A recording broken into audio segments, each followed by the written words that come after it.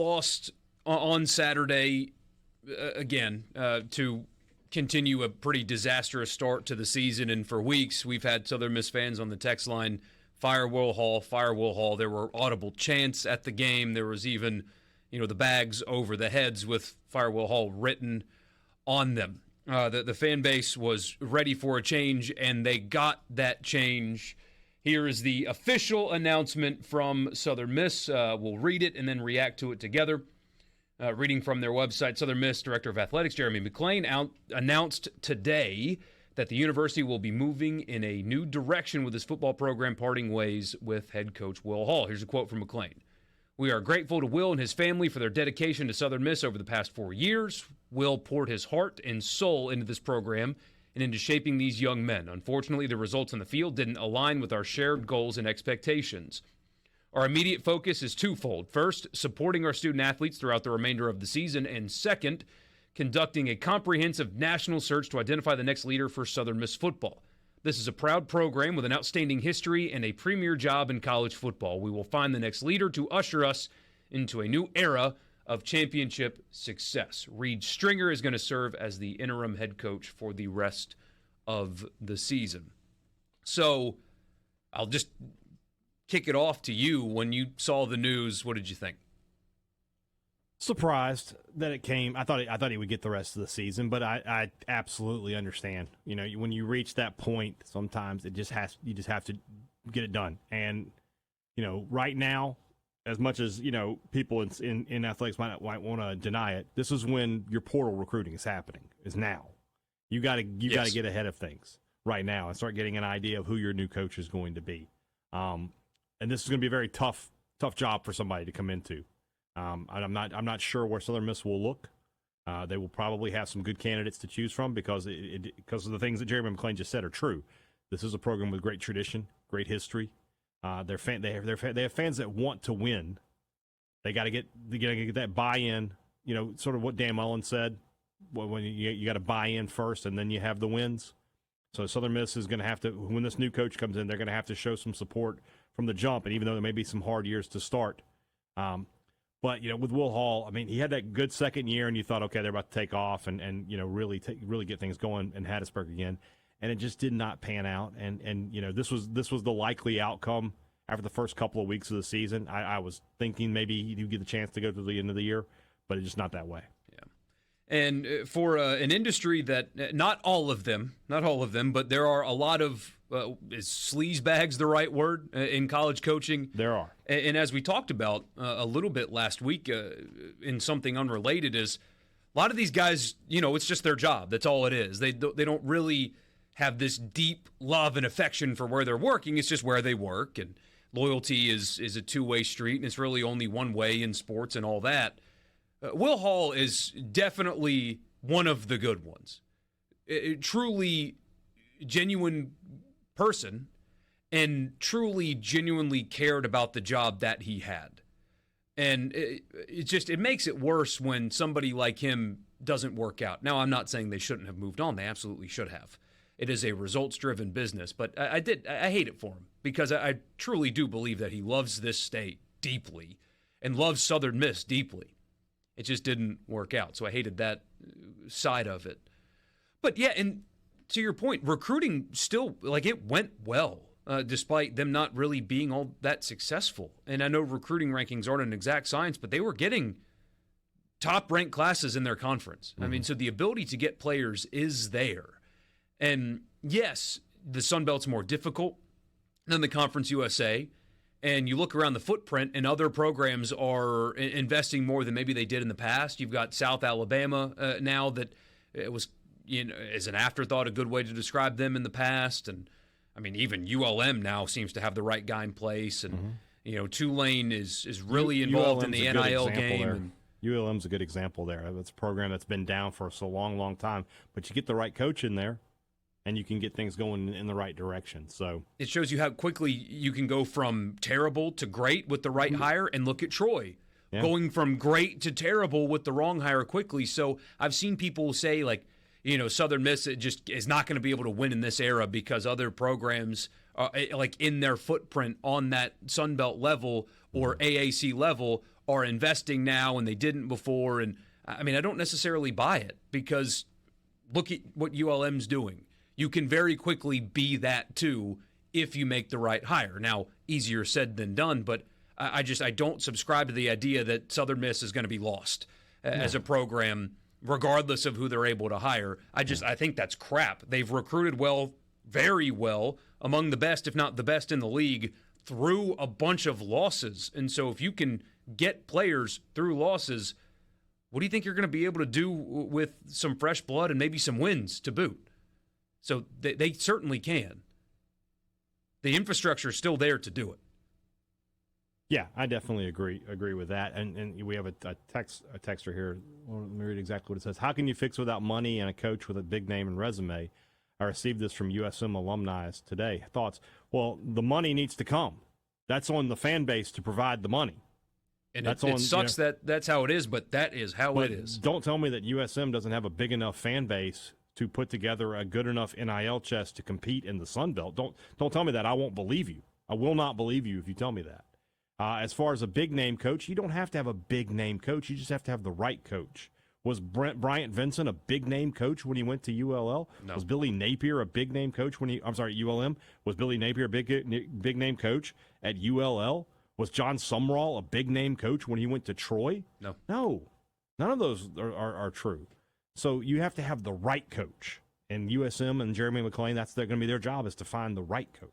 Yeah, and I'm curious to see, and we'll read more messages here in a second, so keep sending them in, 601-879-4395. I am curious to know where they go and what Jeremy McClain is thinking, because it's not fair to the next candidate, whoever it may be. Like, this isn't fair to Derek Nix, right? Because people are bringing his name up. But I wonder if internally there's this thought of, maybe I don't need to go get a Mississippi guy. Yeah. Because there's that sentiment, you've seen it with other schools. I just need to get somebody that understands us, that understands Mississippi. Yeah. Guys, Mississippi's a great place. This is my home, and it will be my home forever. It's not difficult as a football coach to understand Mississippi. Everybody's the same. Everybody just wants to win. Everybody just wants to win. Would it help with local high schools if you have somebody with ties? Sure, but that I don't think needs to be your... I need a guy from here because you got the guy from here before and it didn't work out. I wonder if McClain's looking at it like, maybe I need to change of pace. I've beaten this drum a lot. I actually came up with a candidate last night thinking about this, but look at Indiana right now. Signetti brought James Madison into the FBS and was a killer, and now he's a killer at Indiana. He's not an Indiana guy. Winners are winners. And when people talk about the ties, that's what the assistant coaches are for. Mm-hmm. You bring in those guys who know the area, and they can go out and recruit while you figure it out. Or you get in the car and learn the area. And that's part of it, yeah. But that's why you have, hey, when you have your assistant coach introduce you to the high school football coach, hey, this is Coach so-and-so. He's the new head coach at Southern Mississippi. He's going to be here a lot. You got a lot of great players here we want to come see. Yes. That's what that is. Yeah. I mean, Kleiman. You don't have to be a Mississippi guy to recruit Mississippi. Exactly. And, like Kleiman at Kansas State, killing it. He was an FCS head coach. I mean, I have no idea. I thought about this name because this is the kind of profile that I think that Southern Miss should explore. Somebody that is a head coach and has been a head coach and is a successful one. And again, this is not at all fair to some of the candidates that they're going to look at. But for a Derek Nix, who probably would go to Southern Miss and do a really good job because everybody that has ever coached or worked with him thinks that he is an outstanding person and a great coach. But he has never been a head coach before. And I look at somebody like you Mike Jacobs. Where is he from? Do you have any idea? It's okay if you don't. Yeah. Mike Jacobs is the head coach currently at Mercer. Mercer, who's 6-0 at the moment. He was at Notre Dame College, not University of Notre Dame, but he's at Notre Dame College, which is a real Division II school up in Northeast Ohio, and he was exceptional there. He was 42-8 and went to the semifinals and the quarterfinals of Division II. Then he went to Lenoir-Rhyne. Let me tell you about Lenoir-Rhyne. They sent me letters to play football there. That's how bad Lenoir-Rhyne is. Let me tell you, that is not a place that you go and win football games, and he did that. He went 32-9 at Lenore Ryan, including 13-2 and 8-1 in his last year there. Now he's at Mercer and they're 6-0. Somebody like that, maybe not him, but just I think that Southern Miss would do themselves good to look into somebody like that has run a program before, that can win.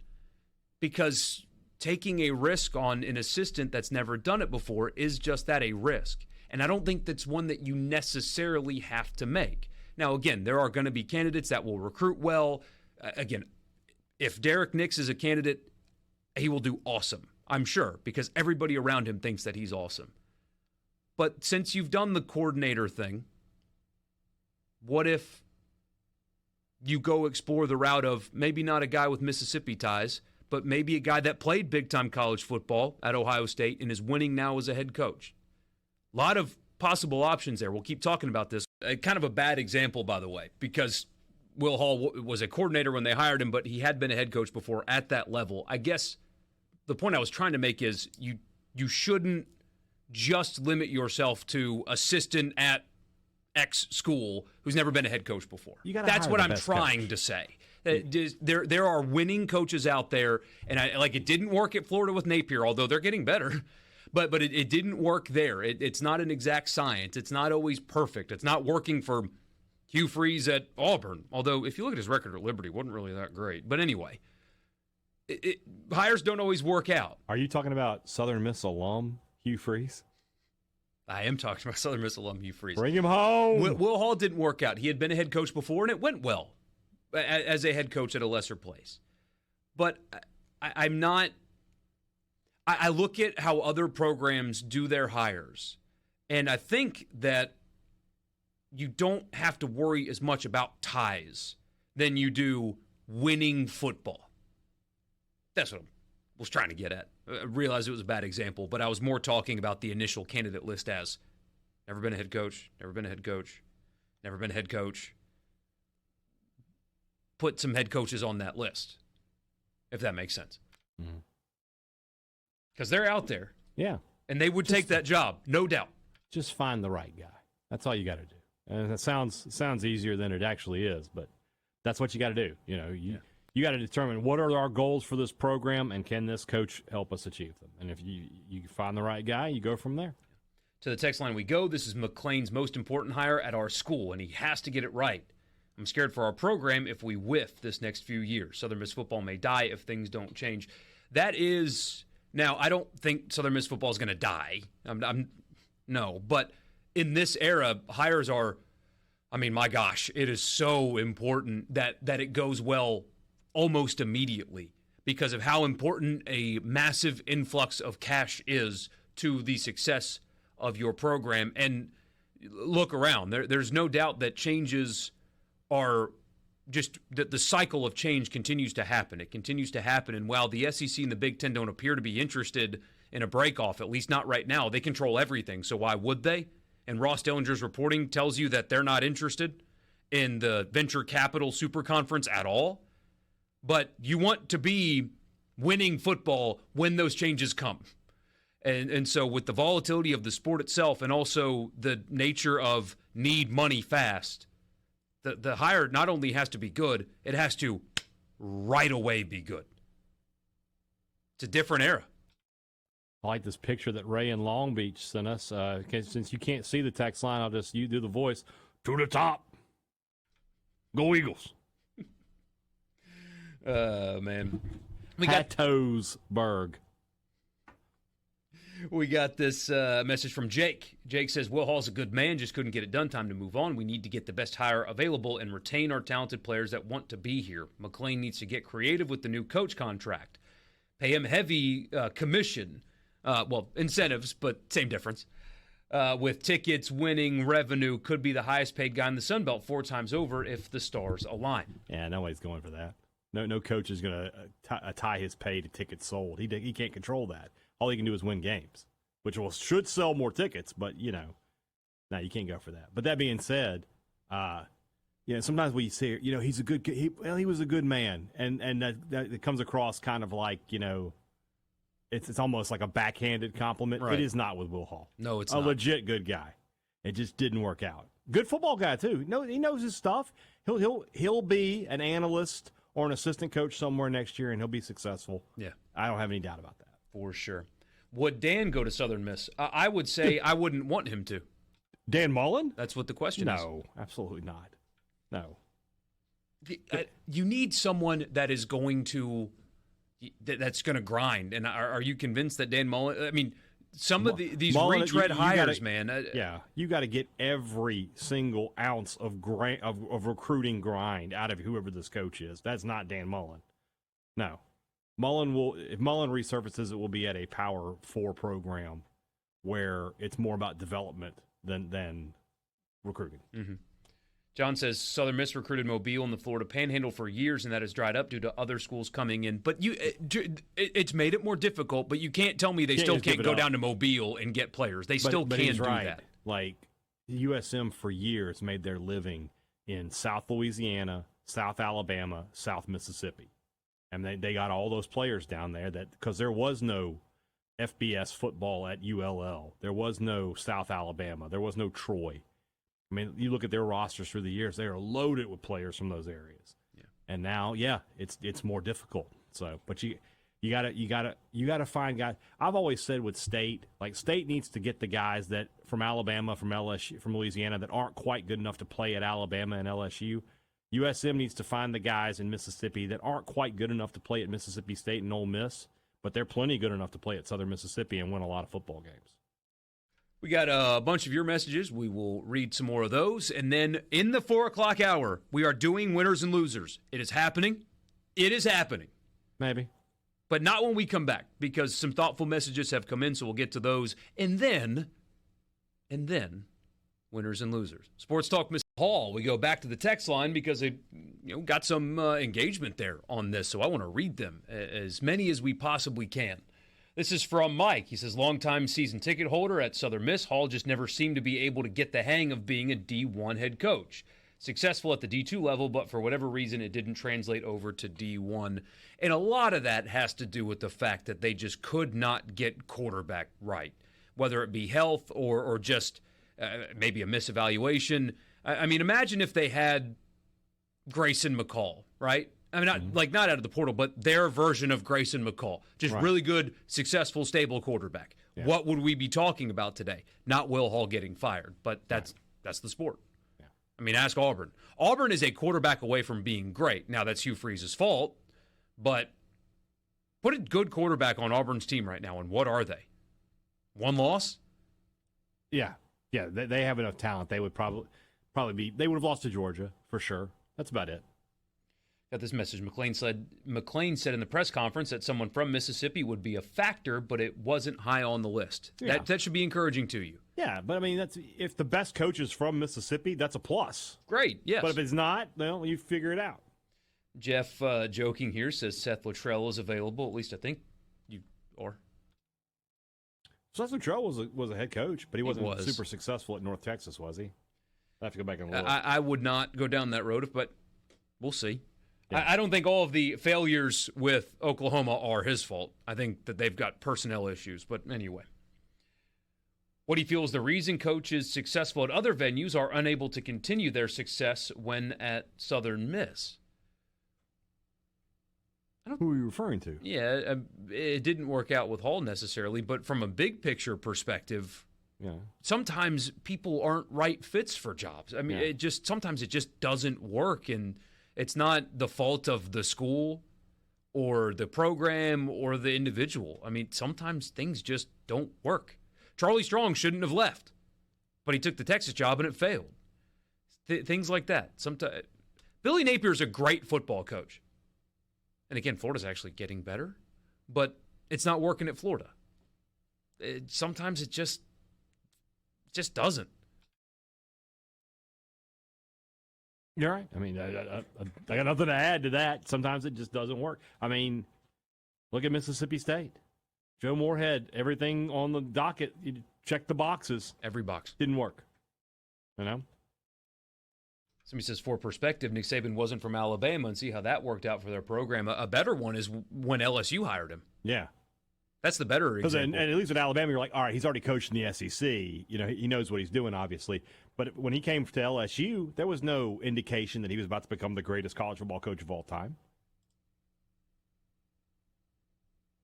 Somebody says alum Hugh Freeze may be available, but no, Auburn's got a fat check to write him when they move on from him. Yeah.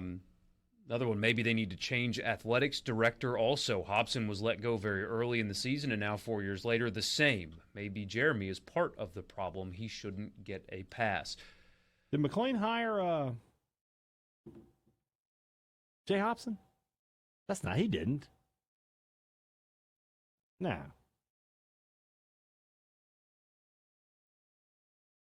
He was hired in April of 2019. When did McClain take over? That's when Jeremy McClain was hired, in April of 2019. Okay. So that's not right, because Hobson was there, I know, in 2018. Yep.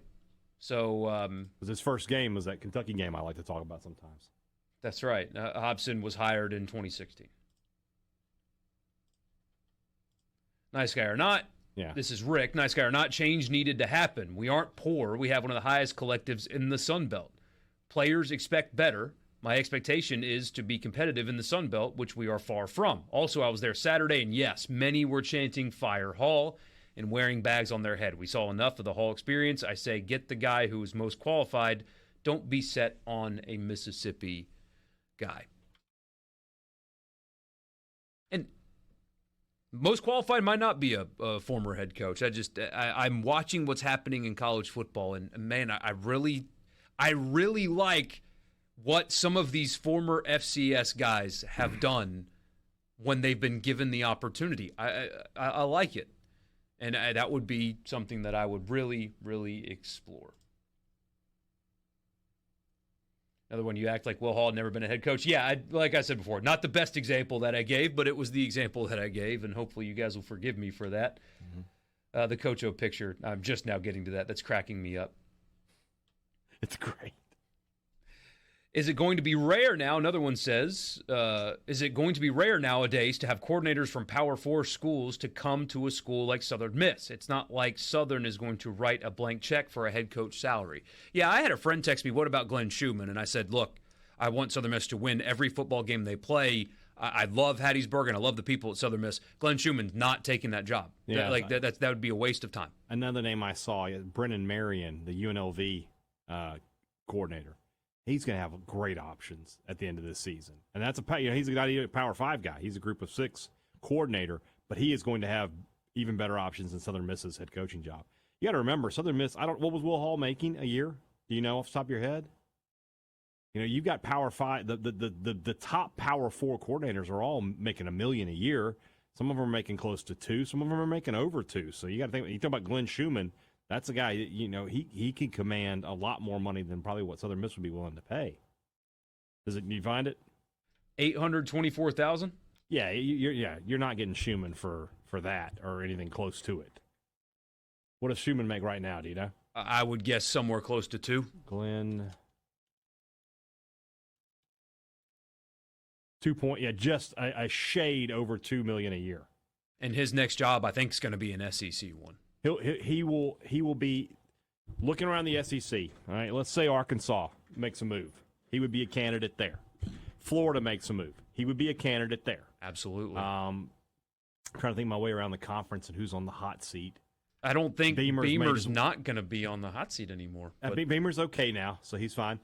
Even at Auburn, he would be a candidate there. Oklahoma, he would be a candidate there. Although going from D.C. to D.C. may not work out in his favor, but they would be dumb not to consider him. I'm talking about as a head coach. That's what I mean. But going from successful D.C. to another one after the first one I think fails. Lanning has kind of shown people maybe you can get those Georgia defensive coordinators where you can. Yeah. So, but probably not going to be an option there. Somebody says Bill Clark would be a good option. I love where your head's at. Doesn't he have some health issues that kept him out of coaching? I think he's done coaching. But I do like where your head's at.